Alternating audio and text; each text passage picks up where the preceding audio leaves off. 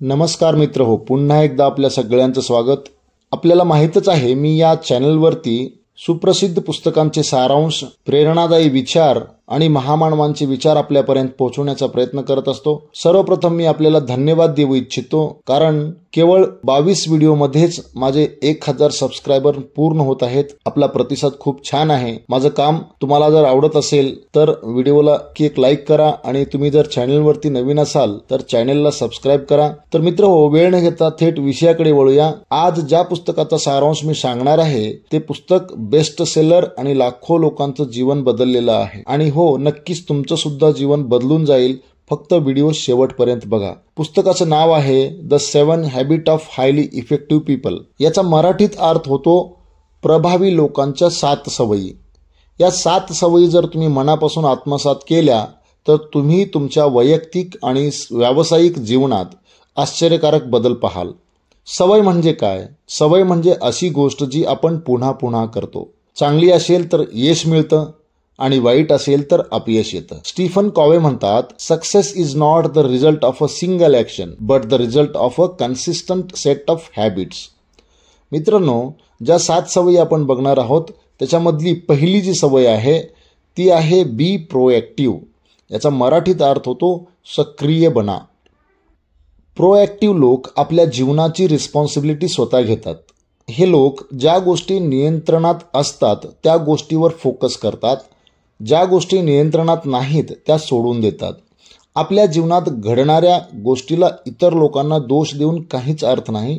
आपल्या जीवनात जे घडत आहे किंवा घडलेलं आहे त्यांचे जबाबदार तुम्ही स्वतः असता। प्रोएक्टिव्ह व्यक्ती स्वतःचं परीक्षण स्वतः करतात। ते स्वतःला विचारतात, what can I do to change the situation? म्हणजेच सध्या परिस्थितीला बदलण्यासाठी मी काय करू शकतो। स्टीफन कॉवे म्हणतात, तुमचं जीवन इतरावर अवलंबून असेल तर तुम्ही तुमच्या जीवनात काहीच करू शकत नाही। तुमचं जीवन तुम्ही स्वतः चालवलं पाहिजे, म्हणजेच तुम्हाला हवं तसं करता आलं पाहिजे। तुमचा व्यवसाय असेल किंवा तुमचे निर्णय तुम्ही स्वतः घेतले पाहिजेत आणि परिस्थितीला चेंज केलं पाहिजे। जर तरच्या गोष्टीत न अडकता सक्रिय बनलं पाहिजे। जे व्यक्ती सक्रिय बनतात तेच काहीतरी जगावेगळं करतात। इतरावर दोष ठेवून आपल्यावर ही वेळ आली आहे असं म्हणणारे कधीही यशस्वी होत नाहीत। त्यामुळं मित्रांनो, तुम्ही सुद्धा आजपासून प्रोएक्टिव्ह बना। परिस्थिती आपोआप बदलत नसते, ती बदलण्यासाठी तुम्ही सक्रिय होणं गरजेचं आहे। आणि जर का तुम्ही सक्रिय झालात तुम्हाला स्वतःलाच फरक जाणवायला लागेल। मित्रांनो, दुसरी सवय आहे begin with the and in mind. याचा मराठी अर्थ होतो शेवट लक्षात घेऊन सुरुवात करा। लेखक सांगतात, वैयक्तिक ध्येय बनवा आणि त्याची स्टेटमेंट तयार करा। म्हणून त्याला नाव दिलेलं आहे मिशन स्टेटमेंट। ध्येयाशिवाय कोणताही व्यक्ती चालूच शकत नाही। लेखक म्हणतात, तुमच्या जीवनाचा उद्देश स्पष्ट करा आणि त्याला लिहा, त्याला पुन्हा पुन्हा वाचा। एक व्यक्तिगत मिशन स्टेटमेंट लिहा। मी कोण आहे आणि मला काय व्हायचं आहे। उदाहरणार्थ, मी एक संवेदनशील, जबाबदार आणि निसर्गप्रेमी माणूस होईन जो इतरांनाही प्रेरणा देईल। तिसरी सवय आहे पुट फर्स्ट थिंग्स फर्स्ट, म्हणजेच महत्त्वाच्या गोष्टी आधी करा। प्रत्येकाचं आयुष्य बिझी आहे, पण आपण बिझी आहोत ते नेहमी महत्त्वाच्या गोष्टीसाठी असतं का? महत्त्वाच्या गोष्टी कोणत्या? आरोग्य, कुटुंब, आत्मविकास यांना वेळ द्या। तुमच्या कामाला डिवाइड करून घ्या। महत्त्वाचं कोणतं आहे, अर्जंट कोणतं आहे आणि त्यानुसार तुमचं प्राधान्य द्या। ज्या गोष्टी महत्त्वाच्या आहेत, अर्जंट आहेत, त्याचं वेगळीकरण करा। क्रमानुसार त्याला प्राधान्य द्या। चौथी सवय आहे थिंक विन विन, म्हणजेच जिंकण्याचा विचार करणे। यश म्हणजे दुसऱ्याला हरवणं नाही। दुसऱ्याला हरवून आपण जिंकणे म्हणजे विन नाही। तर यश म्हणजे असा मार्ग शोधणं की जिथे दोघंही जिंकतील। लेखक म्हणतात, सन्मान, सहकार्य, समाधान या सगळ्या गोष्टी महत्त्वाच्या आहेत। त्यामुळं एकत्र या, युनिटीने काम करा। व्यवसायात, नात्यात विन विन ही सवय आयुष्य बदलते। म्हणजेच आपण विन होत असताना दोघं एकत्र विन होणं हा महत्त्वाचा उद्देश लेखकाने या पुस्तकामधून मांडलेला आहे। यानंतर 5वी जी सवय आहे seek first to understand then to be understood. आधी समजून घ्या, मग समजावण्याचा प्रयत्न करा. लोक ऐकतात उत्तर देण्यासाठी, समजून घेण्यासाठी नव्हे. प्रभावी लोक खरं ऐकतात, पूर्ण लक्ष देतात.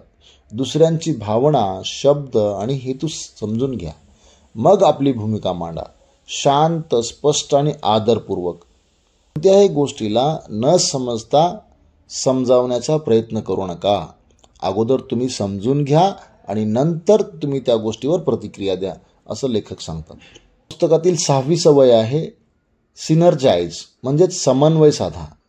2+2 = 5 शक्य आहे का? नाही.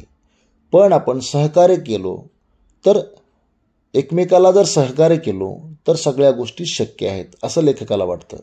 तेव्हा निर्माण होते सर्जनशीलता, समाधान. एकटा माणूस जिंकू शकतो, पण टीम जिंकते तेव्हा आनंद द्विगुणित होतो. म्हणून लेखक म्हणतात की आपल्या कार्याच्या ठिकाणी, कामाच्या ठिकाणी आपण एकत्र येऊन समन्वय साधला पाहिजे.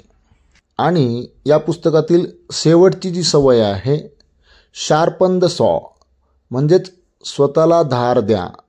धारीने सतत झाड तोडत राहिलं तर ती बोथट होते.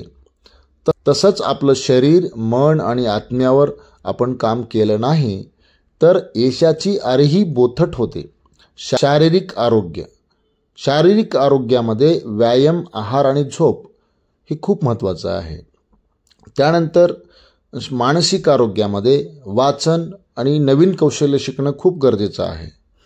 त्यानंतर भावनिक आरोग्यामध्ये नाती, प्रेम, सहकार्य. आणि त्यानंतर आध्यात्मिक आरोग्यामध्ये ध्यान, मूल्य, संयम. या सगळ्या गोष्टी, शारीरिक आरोग्य, मानसिक आरोग्य, भावनिक आरोग्य, आध्यात्मिक आरोग्य, या सगळ्या गोष्टीला आपण कालानुसार काय केलं पाहिजे, अपडेट झालं पाहिजे. रोज थोडा वेळ स्वतःसाठी काढा, कारण तुम्हीच तुमचा सर्वात मोठं साधन आहात. शेवटचा विचार, बदल कुठून सुरू होतो? बदल बाहेरून नाही तर आपल्या आतून सुरू होतो. सवयी बदलल्या तर आयुष्य बदलतं. आत्तापर्यंत आपण थोडक्यात 7 सवयीचा सारांश बघितलेला आहे. पुन्हा एकदा थोडक्यात रिव्हिजन करतो. बी प्रोएक्टिव्ह, सक्रिय बना. Begin with the and in mind, ध्येय ठरवा. पुट फर्स्ट थिंग्स फर्स्ट, प्राधान्य द्या. थिंक विन विन, दोघांनाही फायदेशीर दृष्टिकोन ठेवा. Seek first to understand, then to be understood. ऐका मग बोला. सिनर्जाइज, सहकार्य करा. शार्पन द सॉ, स्वतःवर काम करा. मित्रांनो, ह्या पुस्तकातील 7 सवयी तुमच्या जीवनात जर तुम्ही उतरवल्या तर तुम्हाला यश, समाधान आणि इतरांसोबतचे संबंध सगळं नव्यानं फुललेलं दिसेल. जर तुम्हाला ही माहिती आवडली असेल तर या व्हिडिओला एक लाईक करा, तुमच्या मित्रांसोबत शेअर करा आणि यूट्यूब चॅनलला सबस्क्राईब करायला विसरू नका. धन्यवाद. पुन्हा भेटूया अशाच एका प्रेरणादायी विषयासोबत.